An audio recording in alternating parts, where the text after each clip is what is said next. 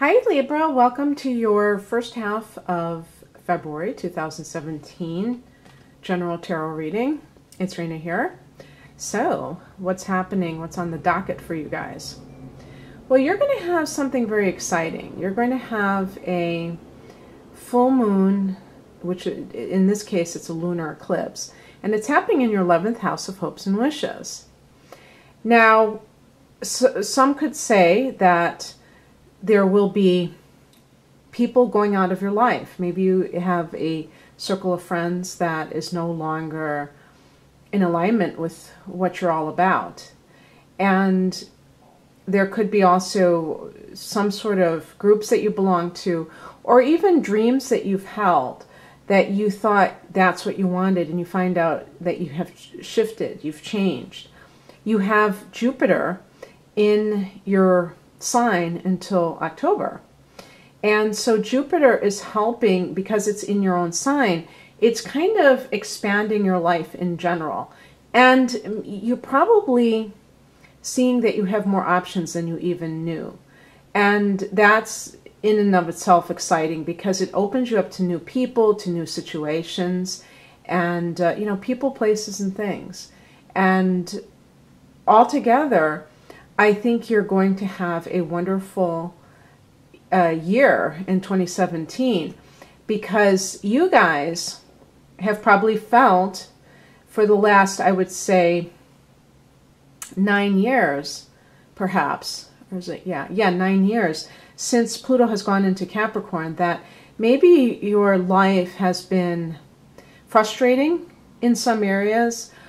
Because Pluto is forming a square to your sun, your ambitions, your career ambitions, you may have felt like thwarted. And it's not that Pluto is going out of Capricorn this year, but because you have Jupiter in your sign, some of these obstacles probably can be transformed into blessings. That's how I view it, because a lot of times when you're pushing back against something, in terms of having challenges, it stimulates greater desires, and that is what propels you, is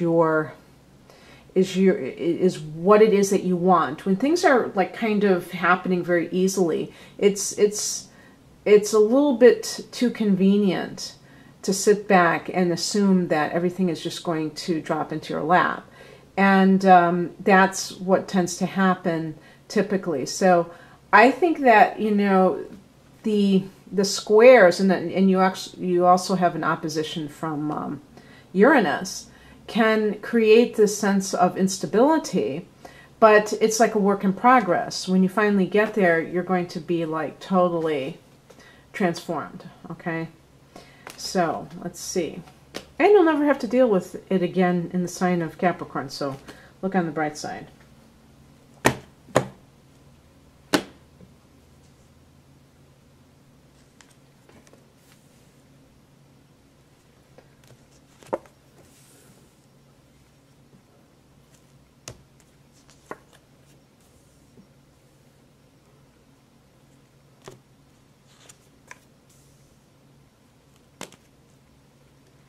And this is a general reading, so sometimes certain themes appear that make it seem more for romantic relationships or for business, and so I just kind of go with that. I do try to offer both scenarios or both areas, but just understand that too. So let's see here.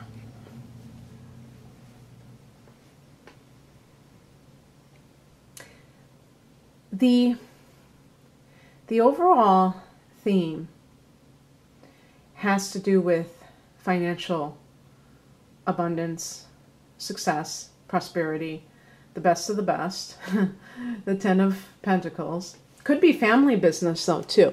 Number 10 can relate to families.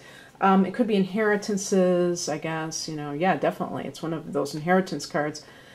But in some people's cases, one possible scenario is you get an inheritance and you're able to have independence. Maybe, you don't have to be in a relationship that is not working for you.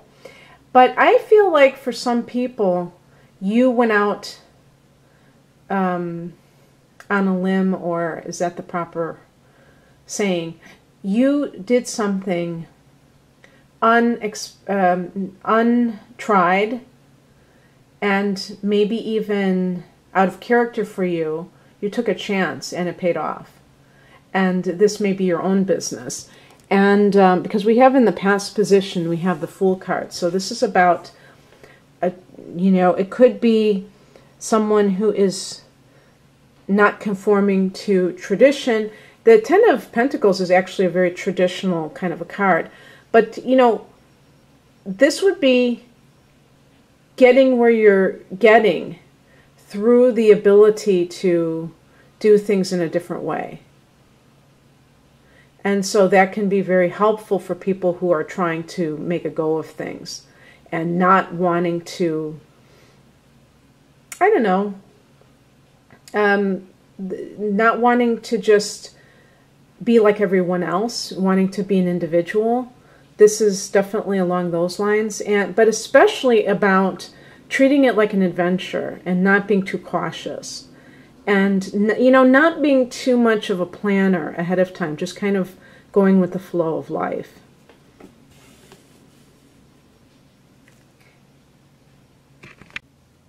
So what's coming in for you, or what is kind of going on during this time, is represented by the Emperor. Because of the Ten of Pentacles being next to the Emperor, it can be that you have met somebody who is a very take charge kind of a person.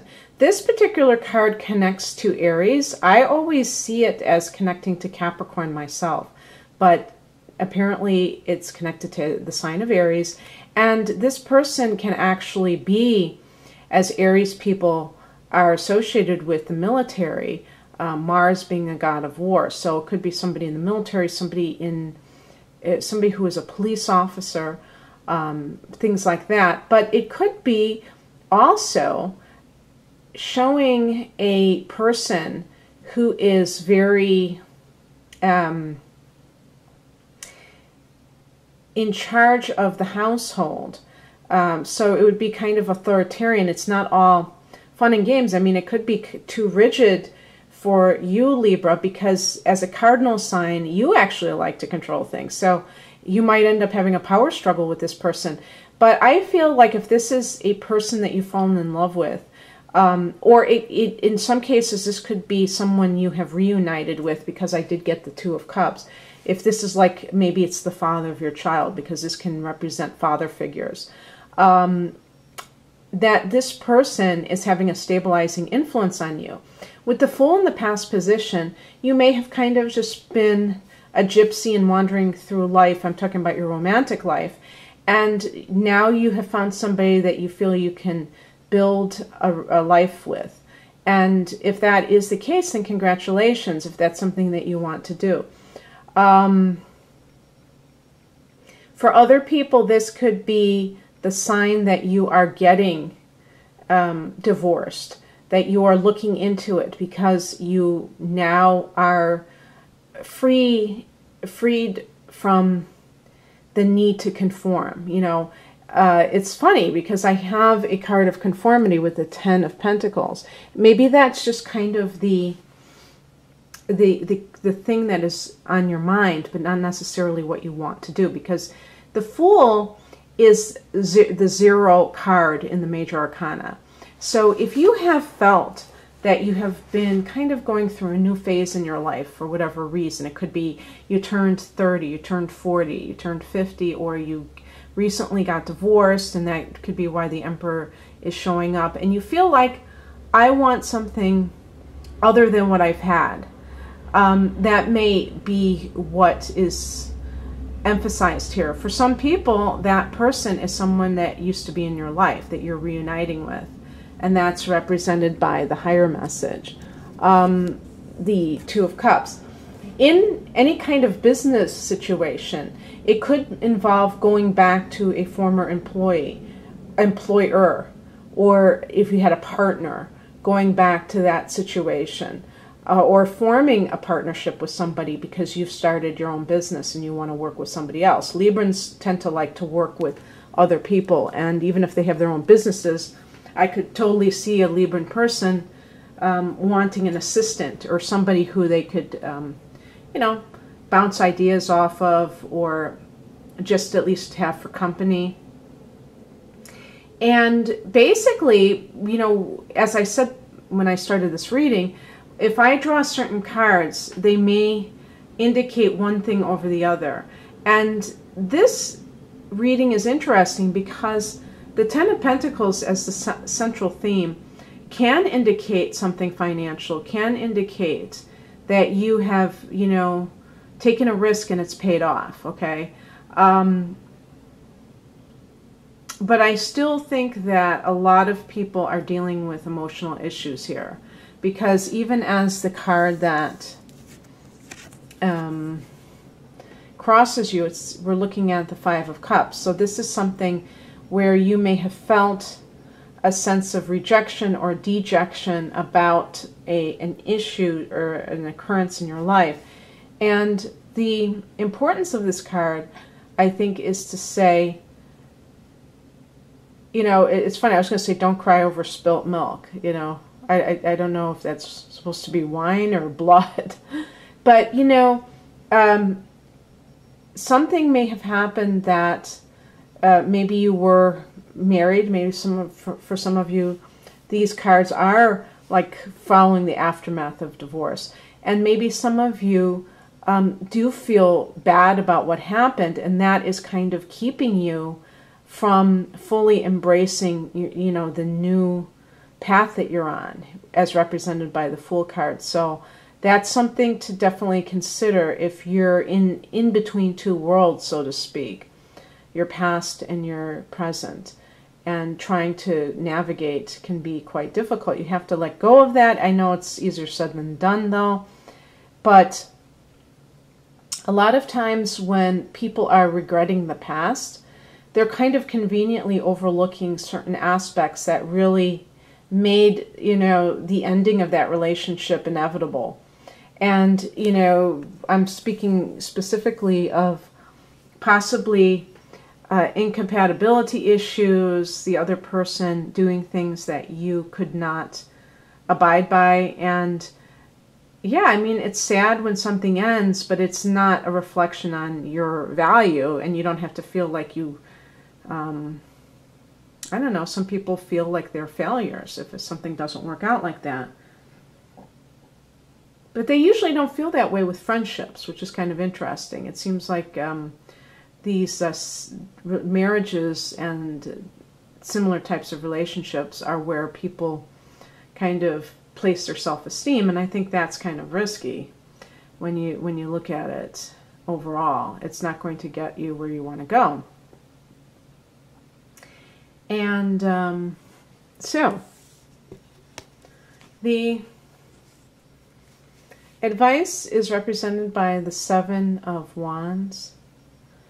This could also be what's coming in. For some people, if you have been mulling over getting divorced and you haven't done so as of yet, this could be saying that you're going to have to really defend yourself. It may be one of those nasty situations where, you know, the other party throws all kinds of stuff at you to try to, you know, destroy you. You know, maybe it's vindictiveness, or maybe it's just they're trying to protect their own bank balance or something like that. It's also possible that you're going to be dealing with somebody who is a fire sign individual who is going to challenge you in some way. Now, I did mention an Aries individual, so Aries is your opposite sign. I don't know if that rings true for any of you, if this is the person who will put you in that position. But remember that sometimes, you know, I've never read The Art of War, but sometimes the best way to kind of, I think, demolish your opponent is simply not to defend, is to let them, Because, you know, a lot of times that's a tool of manipulation where they're trying to suck you into engagement with them. And if it takes negative attention that you're giving them, that's fine, as long as you're giving them attention. And so you might want to be wary of that if you think that this is how that person plays games. I also wanted to say, going back to those initial cards, because I had mentioned about, you know, marriage and divorce. I don't know if I quite put it this way, but the Ten of Pentacles is family money. And so it could be a situation where you're the one who maybe you have inherited money and that person is going to try to take it from you. You know, I don't know how, I'm not going to just assume that they're the one that's trying to protect their nest egg or whatever. They may be trying to do that to you, and they may be just trying to do it because they're trying to get to you any way they can if they feel a sense of you know, vindictiveness, revenge factor. So realize that on multiple fronts, because if somebody is trying to take something from you, it's in order to really hurt you. And, you know, there's got to be clever ways you can handle that without allowing yourself to feel the stress and it's just an unpleasant situation. For others, it may be a question of perhaps proving yourself. And if you've endeavored, let's say you're starting a new business and you're in a certain area, like a boutique or something, because I could see a Libra starting a boutique. You may get blowback from people you know, who also have businesses. You know, that seems to happen where everybody's fighting for their turf, you know, and you're going to have to, you can't lie down and take it either. Sometimes it's best not to, but sometimes you have to. You have to defend yourself, and you can't. And I see that with Yelp, where, you know, people write nasty reviews that who knows what's motivating them. And the owner, you know, in a very polite way responds, so that the reader can see that the owner isn't just accepting those critiques as being valid, because they may be motivated from some nefarious motive that has nothing to do with it. It could be a competing business. So you never know what's really happening when you're reading something, and you can't just be influenced by it, because there could be a hidden agenda there. So yeah, I mean, you may feel that way. It may involve a fire sign, if not an Aries, a Leo, a Sagittarius. The outcome, speaking of fire signs, is the King of Wands. This could be a person. When I said you were reuniting, this could be the father of your child. Kings can represent fathers. This is an entrepreneur. This is somebody who is a very prominent or powerful person in his own right. Okay, so whether it's you rising to that occasion, because, you know, the Ten of Pentacles would indicate business success, and this is showing more of that and being very decisive. Aries, I'm sorry, Libra tends to be a little bit too indecisive on too frequent a basis, and too open to the opinions of other people. And I was just laughing because I just, you know, sometimes I get people, you know, writing to me and saying, well, you know, I like this, but you should do this. And I just wrote something and I said, I'm sorry, this is how I do it. Thank you. Sometimes you don't have to be rude, but you just have to affirm that you are an individual and you do things in a certain way.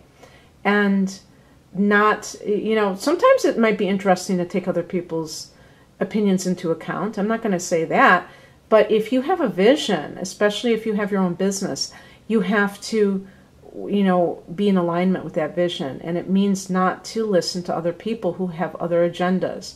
They may not be trying to hurt you, but they may be living in their own mind, in their own reality.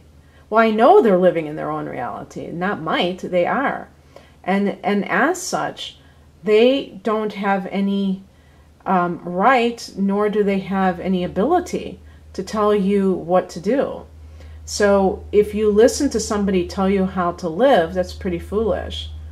And don't even solicit opinions. Start to learn what you like and value what you like. That is such a classic Libra thing. I know I'll probably get some people writing me and being mad about that, but I've seen it in my own life. And they'll say, well, what do you think about this? Well, it's like, what difference does it make? Even if I don't like it, it's not about me. It's about you. Do you have, you know, your own likes and dislikes? You know, can you, you know, be very, very exact about what you like and what you don't like? Librans have difficulty, by and large, this is generalization. And that's one of the reasons why they tend to go into legal professions sometimes, because, you know, they can be the lawyer who defends one client and then is a prosecutor somewhere else, or a judge that sees all sides of an issue. So that's why you're like that, and that's good for certain areas, but for your own area, be that powerful individual, because it distills your power when you know what you want, when you're not wavering. And if this is somebody else, this is somebody who's going to add excitement to your life, but it's a mature excitement. It's not a crazy, chaotic excitement, which you may have experienced in the past. And there's a lot of stability in this reading for you, Libra, and I'm glad for that.